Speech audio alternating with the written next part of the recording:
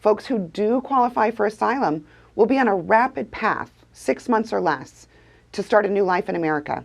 And those who do not qualify will quickly be returned to their home countries. Senate negotiators just agreed on a bipartisan bill to deal with the southern border. Now it goes to a vote in the Senate and the House, where the question is, do we want border security or not?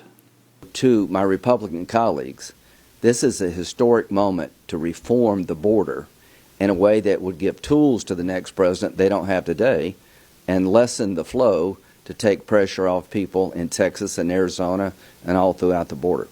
We often hear Washington is broken, but it never seemed so plain as the last few weeks after an immigration bill that had bipartisan support hit a roadblock, a phone call from Donald Trump to House Speaker Mike Johnson. Not long after, Johnson and other GOPers pronounced the bill dead on arrival in the House. Now, why would I help Joe Biden improve his dismal 33% when he can fix the border security on his own? He can do it on his own through executive order. Mitch McConnell, who had supported the bill, suddenly had reservations.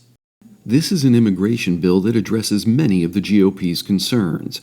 It caps migrant crossings, gives the president authority to shut down the border, and requires asylum cases be heard within 6 months. Under the current system, they can drag on for years.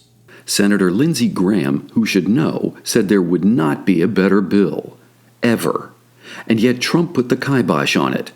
It was a purely political move meant to give the former president a campaign issue. The fact that he would communicate to Republican senators and congresspeople that he doesn't want us to solve the border problem because he wants to blame Biden for it is really appalling. Trump had 4 years to do something about the border, and while he did manage to significantly cut legal immigration, according to the Libertarian Cato Institute, the number of illegal immigrants here remained the same. According to Cato, Trump oversaw a virtual collapse in interior immigration enforcement and the stabilization of the illegal immigrant population. In fact, Trump's signature accomplishments were separating families and putting migrant kids in cages.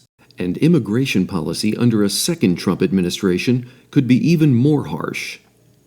So the Biden administration had to rebuild the system, and in doing so has removed a higher percentage of arrested border crossers in its first 2 years than Trump did in his last 2. Still, with little else to run on, the GOP has glommed on to immigrant fear as a 2024 wedge issue. Our country is dying.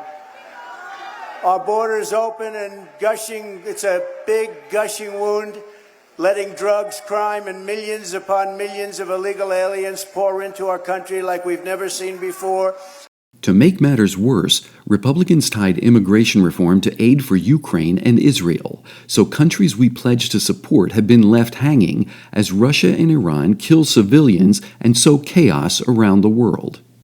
Meanwhile, Washington gears up for November, and one side seems to have ruled out governing till after the election. So the question remains, do we want border security or not?